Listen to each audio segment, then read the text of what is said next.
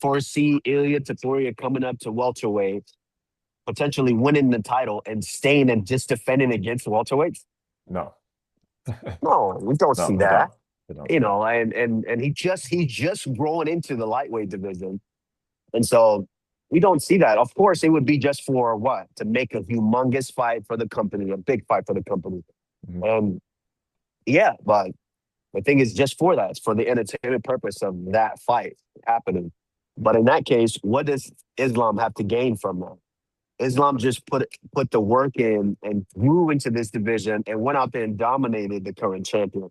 What does he gain from fighting Ilia Topuria, who was a featherweight, moved up to lightweight, and now moving up to welterweight?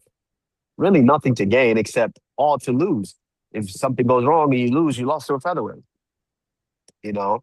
So, listen, I think Ilia Topuria is extremely talented, and if they don't go with me and they go with him, I'm not, I don't want to say I won't be disappointed, but I'm not going to be upset. Like, as a fan of the sport, of course I would watch that. Yes, if Islam can do this to Ilia, Ilia, he matches that skill set. And I just feel like it would be a lot closer of a fight than Jack versus Islam was. That's the fight you have to make. That's the fight that should have made this time, but they didn't. Right? Or he might even try to take down Islam Makhachev. I don't foresee that happen. I think he has a skill set to it, but he's gonna look to put his hands on him to be able to put him to sleep, as the fight goes on. But if he shoots in, he can get uppercutted by Ilia Topuria.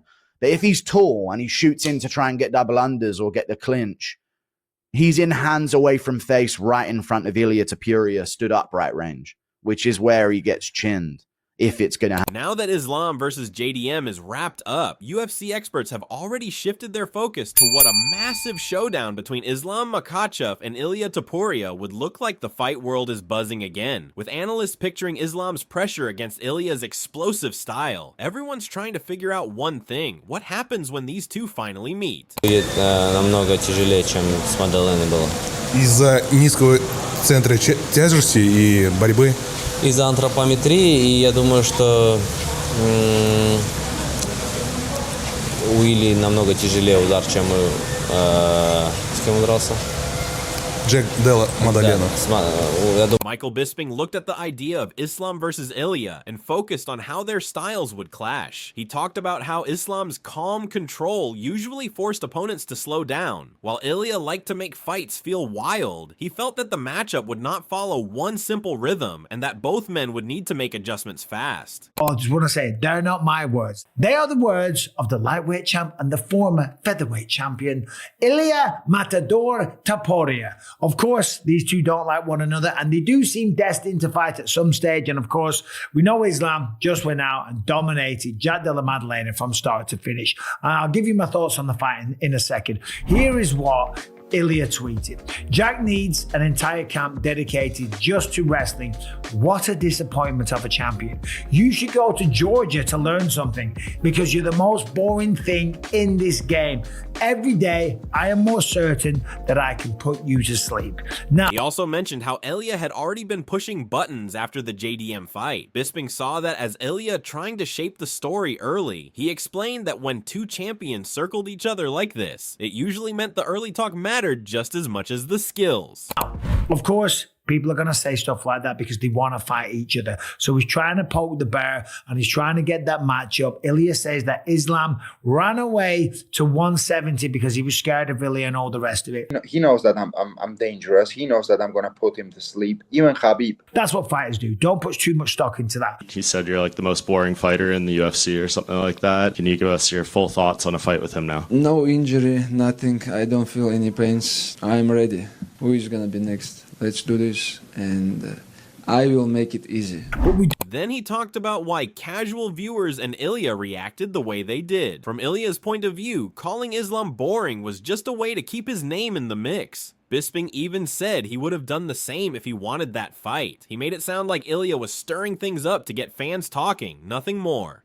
But I get why casuals would say that. I certainly get why Ilia Topuria would say that. If that was me, if I was Ilia, if I wanted to fight Islam, I would say exactly the same thing. I probably would have gone a little bit harder because that's what you do when you're trying to get a matchup. Javier Mendez kept things calm when he talked about Islam and Ilia. He sounded sure that the matchup would happen one day, but he did not rush anything. He spoke like someone who had seen this play out before. He treated it like a natural step, not a race, and he hinted that the timing would come down to the UFC more than anyone else. He left the door open without giving away too much, almost like he wanted people to wait and see how the story unfolded. See what happens, if the UFC offers him, then no problem. I mean, I can't answer for Islam, but I'm saying no problem.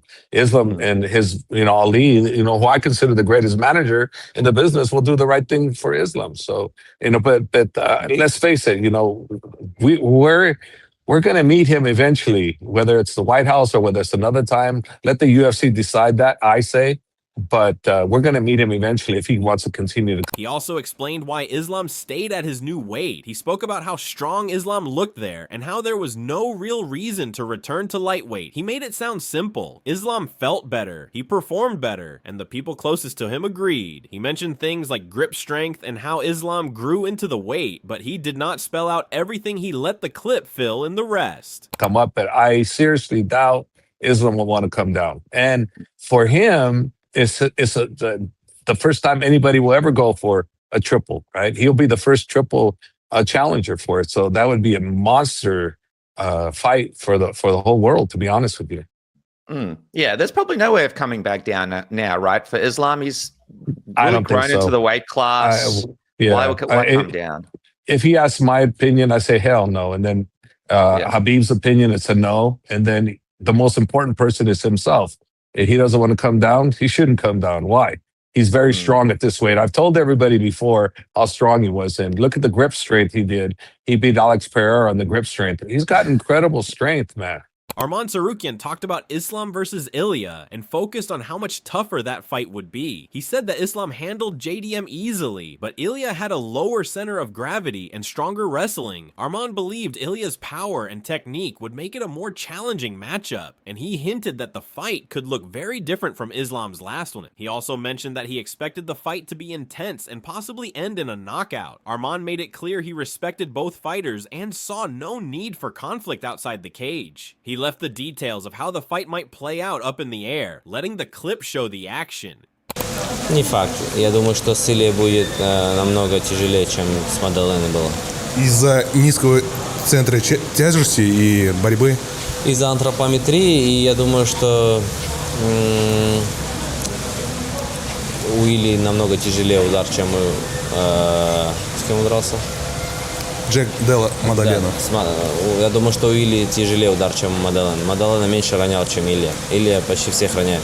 А ты допускал, что вот настолько доминантно победит Ислам Макхачев Джека? Нет, не допускал. Я думал, что Джек сможет более-менее защищаться, и в партере я думал, что он сможет вставать, а он вообще ничего не смог. Либо Ислам как бы показал уровень, он выключил его все сильные стороны и просто доминировал. Вот по поводу Илии Топурии, я правильно понимаю, ты только что сказал, что надеешься на бой с ним в следующем году, и то, что ты надеешься нокаутировать его? Да, правильно.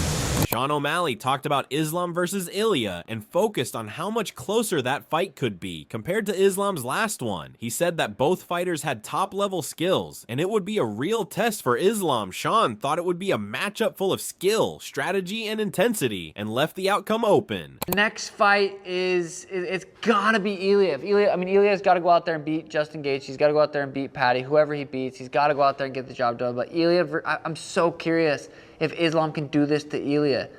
Ilia, he matches that skill set, and I just feel like it would be a lot closer of a fight than Jack versus Islam was. That's the fight you have to make. That's the fight that should have made this time, but they didn't. But that's okay. Islam got the job done. Ilia, it's like even if he's going against Patty, it's like I don't know who I got. I want to see Ilia win his next fight just so we can see Islam versus Ilia. That would be the biggest, most skillful fight of all time, and it would be honestly hard to beat. I don't see who Islam doesn't do this to in that division. Yeah, we haven't really seen Ilia get tested in the ground. Sean also talked about how Ilia had already been tested in grappling against a very tough opponent, Bryce Mitchell, who was a high-level grappler. Even though Bryce was sick at the time, Ilia showed he could handle it. Sean pointed out that Ilia is much smaller than Islam, only 5 feet 5 inches, while Islam is about 6 feet, so they would look very different in the fight. Despite the size difference, Sean emphasized that both fighters have nearly perfect MMA skill sets, able to strike, wrestle, and do jiu-jitsu at an elite level. He suggested that skill and size could both play a role in the matchup, making it unpredictable and very interesting. Sean said that it would be a striker versus grappler matchup, but both could handle striking and grappling well. He made it clear that it would be one of the most skillful fights possible in the division. Grappling.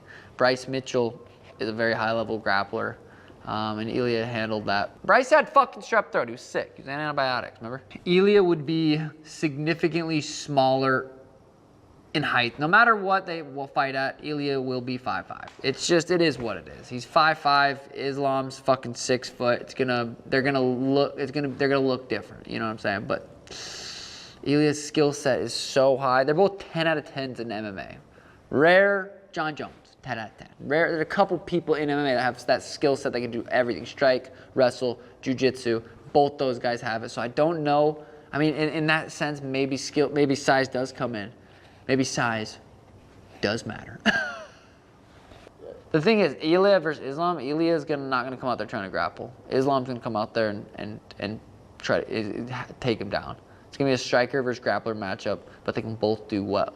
Both do both very well. Demetrius Johnson and the MMA guru talked about the weight difference between Islam and Ilia. They said Ilia would be significantly smaller if the fight happened at 170, which could make it awkward for him. Islam's size and strength give him a big advantage on the ground, and he is very hard to move once he establishes control. They also mentioned that Ilia has a high skill set, but physically it would be a tough challenge for him. It's unfair at 170. I mean, I think Michael, I know he could win. I know he could, but I think there's you kind of owe it to competitiveness. To 155 this. I know that Ilia gets the third opportunity at belt, but at no fucking point in UFC history should Ilia Topuria and Michael Morales be in the same weight class. That is something that I don't want to see that listed. At one point, Ilia was at 170 and Michael Morales is a 170 pounder. He just isn't a 170 pounder. That is the case. He can be a featherweight that moves up to lightweight.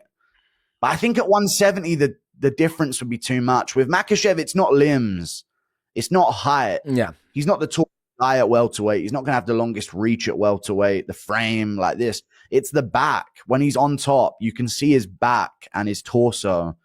It's you're not getting up from this. Yeah. This is a different type of grappling that you got to watch out for. Maybe Ilia could listen. Doubting Ilia has become a loser's profession. Johnson discussed how Ilia could try to fight aggressively, but Islam's grappling would still be a huge factor. Islam's control and technical skills make him very hard to beat, even for someone as skilled as Ilia. They said the matchup would test Ilia, but Islam's game plan and experience in wrestling and submissions would likely make him the favorite.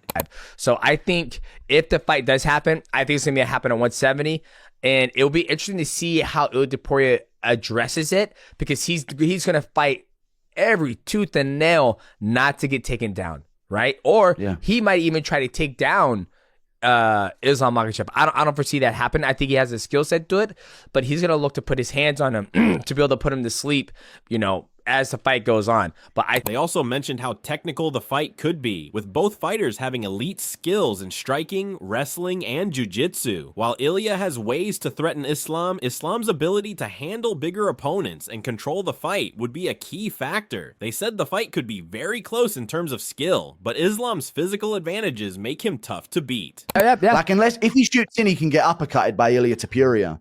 But if he's tall and he shoots in to try and get double unders or get the clinch, he's in hands away from face right in front of Ilia Topuria, stood upright range, which is where he gets chinned if it's going to happen. But I would say Makhachev wins at 170, man. I don't see Ilia beating him at 170. It's a genius move from Makhachev to, I don't want to fight smaller. I don't want to fight nothing but 45s at 55. But 45 or at 170, count. Dana White talked about how dominant Islam had been and how he had already taken out everyone placed in front of him. He explained that even after moving up in weight, Islam stayed near the top of the pound-for-pound list, which showed how special he was. Before the JDM fight, Dana said that if Islam won, he would pass Ilia in the rankings and become the clear #1 in the sport. He also pointed out that this is what makes an Islam versus Ilia matchup so important, because when two fighters sit at the top, the entire MMA world pays attention and the fight becomes bigger than a normal title shot. Exactly right.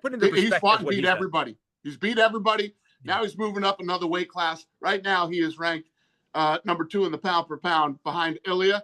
This will knock Ilia off the #1 spot if he beats Jack on Saturday, and he will, be a double champ. Yeah. Has beat everybody, and will be the #1 pound for pound fighter in the world. At this point, all eyes are locked on what comes next. Islam has done his part, Ilia is still untouched, and the collision between them already feels impossible to avoid. It is the kind of matchup that does not need hype, because the names alone spark debates everywhere. Fans want answers, the division needs direction, and both fighters stand at the perfect moment in their careers to make it happen. Whether it gets announced soon or takes a little longer, the excitement is already rolling. This is the type of fight that reminds everyone why MMA is so addictive. Let us know in the comments below, who do you think will emerge victorious in this showdown?